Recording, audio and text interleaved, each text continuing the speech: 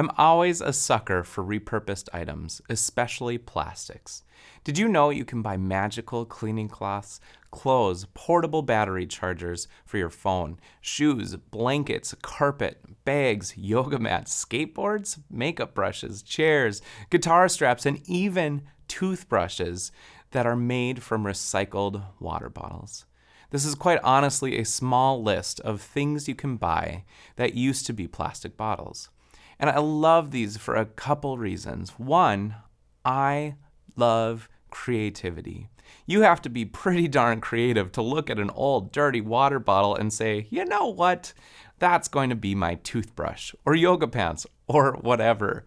And number two, because plastic bottles are terrible for our world. It takes 450 years for just one of these to decompose. I know I've had a few these last couple weeks, because let's face it, they're super convenient. I forget to grab my water bottle. I don't always like tap water. So I grab the easy option, a plastic bottle. So just for this illustration, let's say that everyone has one bottle a week for 80 years. That's 52 a week times 80 equals 4,160 times 8 billion equals 33,280 billion. And that's just for the people living right now today having one bottle a week. Now start to think of pop bottles, plastic bags, Ziplocs, and juice bottles, and whatever. It's honestly scary just thinking about that number.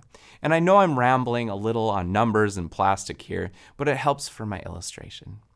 I think we can agree that this is not good. In fact, it's really, really bad.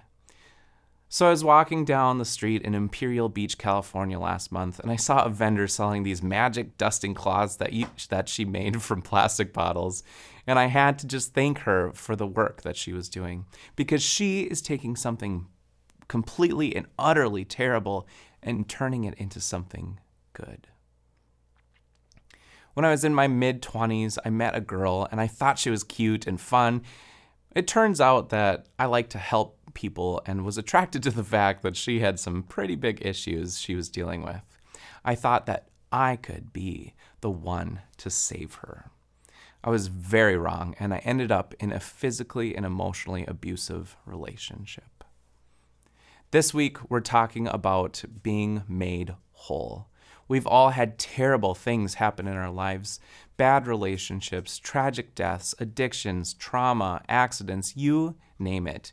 We have all had our share of terrible things we've had to deal with.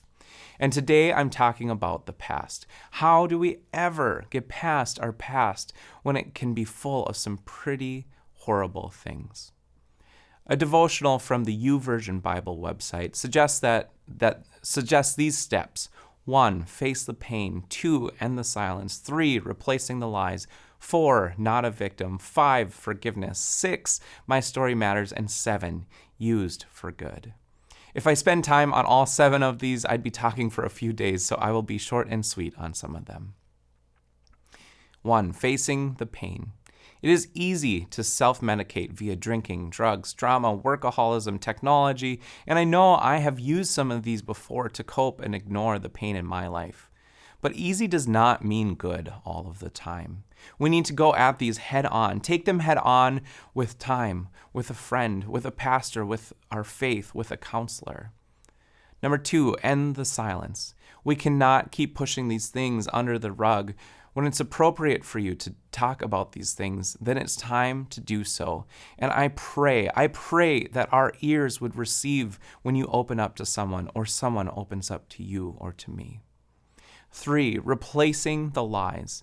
This has been a big one for me. It's been something like 8 years since I was in this relationship, and I still have to work through it with my wife. I still have to work through it with my counselor. I still get into these beliefs of being unworthy and unlovable and so many other things that pop up through my day-to-day. We need to hear that we are made in the image of the divine and that we are loved. So loved. And you can't just get rid of these beliefs. You have to actually replace them. I am lovable and I am worthy. I do deserve a loving wife and family and all of these things that I was made to believe were not true. Number 4, not a victim. Best-selling authors Dr. Cloud and Dr. Townsend put it this way: It's not my fault if I get hit by a car, but it is my responsibility to learn to walk again. If you were victimized, it is not your fault. It's horrible and it's unfair and it sucks. And as frustrating as it may be, the responsibility to move forward, to heal, to get better lies in your hands and in mine. John 5 in the Bible tells of a story of a man who has been paralyzed for almost 40 years. When Jesus met him, Jesus asked him, "Do you want to get well?" The man responded with a list of obstacles that were standing in the way of his healing. He pointed fingers at his circumstances and the actions of others. In other words, he responded with a victim mindset. Jesus gave him a directive: get up, pick up your mat, and walk. Upon doing so, he was healed of his condition. I think Jesus is asking us the same question. Do you want to get well? We then have a choice to make, a choice to focus on the obstacles and make excuses, regardless of how valid they are. They will keep us exactly where we are at, stuck, or we can stand up, take responsibility for what is ours, and walk again. Number 5, forgiveness. I've heard it said before that there is a difference between forgiving and forgetting. Forgiveness frees us from the bondage it holds over us. We don't always have to forget what happened or what has been done, which can include boundaries and whatever else it needs to be.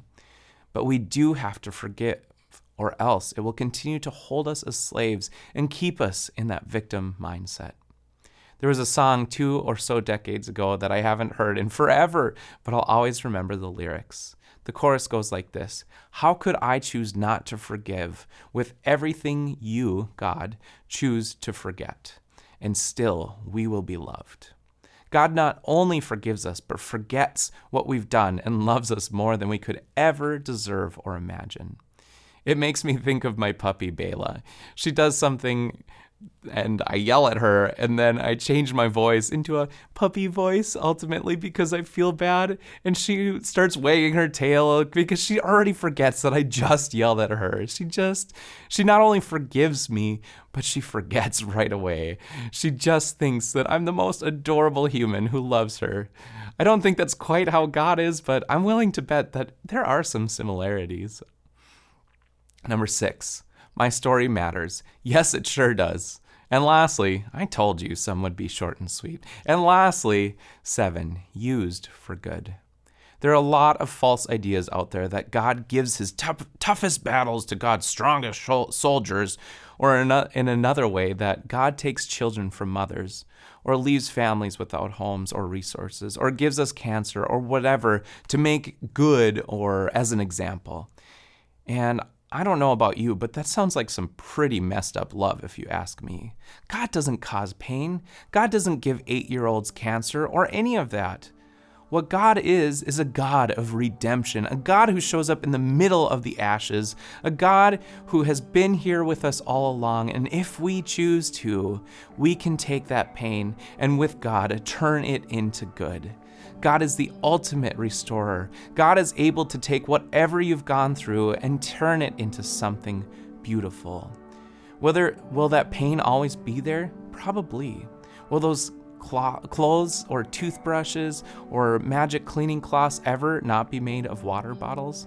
No, but it can be turned into something so much more. This is what God does. God takes the pain of our past, grabs us by the hand and says, "Let's go. I've got so much more for you." Thank you so much for joining us today. God bless.